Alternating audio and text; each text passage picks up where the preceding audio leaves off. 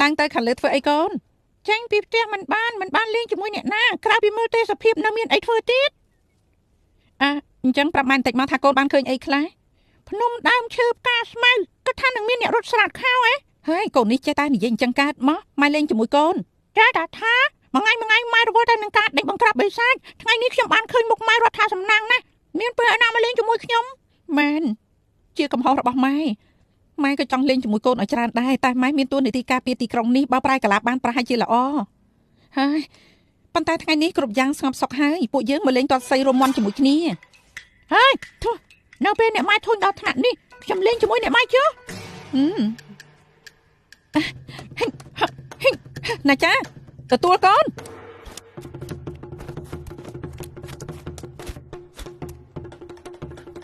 លោកស្រីខ្ញុំថាពាក់អាវក្រោះការពារសិនទៅឯងនិយាយឈួតស្អីពាក់អាវក្រោះលេងជាមួយកូនខ្ញុំម៉េះទាត់សៃនឹងធ្វើឲ្យខ្ញុំស្លាប់ម៉េះអ្នកម៉ែចាំទទួលបានកូនអ្នកម៉ែមិនអីទេមិនអីទេកូនពូកែឲ្យអាវក្រោះមកអញ្ចឹងខ្ញុំនឹងទាត់តិចមិនបាញ់ទាត់ឲ្យខ្លាំងមកកូនពូឯងមកលេងជាមួយខ្ញុំមក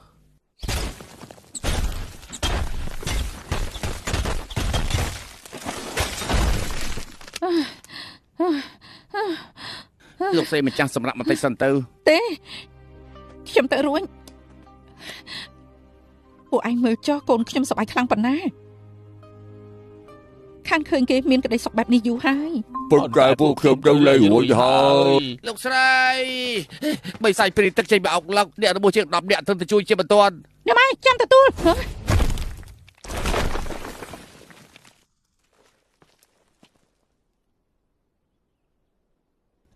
កូនប្រុសថ្ងៃនេះលេងប៉ុណ្្នឹងសិនចុះម៉ែសន្យាជាមួយកូនលើកក្រោយនឹងលេងជាមួយកូនឲ្យយូរជាងនឹងបានទេរាល់លើកម៉ែតែនិយាយបែបហ្នឹងខ្ញុំមកឡើងទម្លាប់ទៅហើយល្ងាចនេះម៉ែនឹងធ្វើម្ហូបឆ្ងាញ់ឲ្យកូនហូប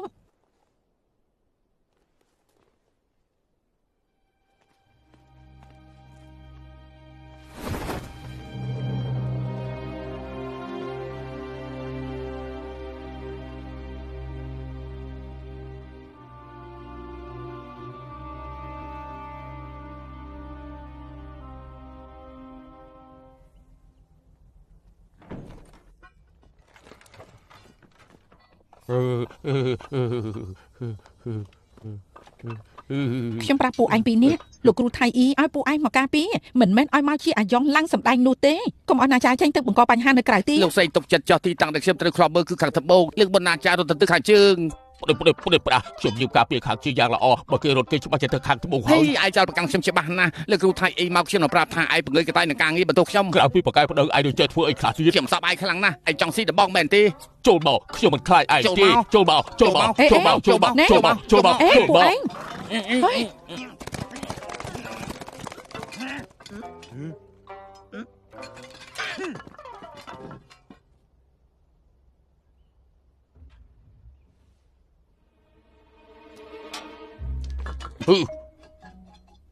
យ៉ាងម៉េច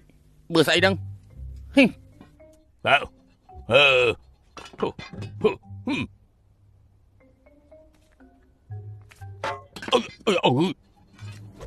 អាចក្រៅឯងនេះកណ្ដាប់ដៃថៃសានក្រៅពើវត្តកន្ទុយទីកាច់ក្រុមបាត់សមុទ្រទេវតាបេះទៅទាំងបៃជូ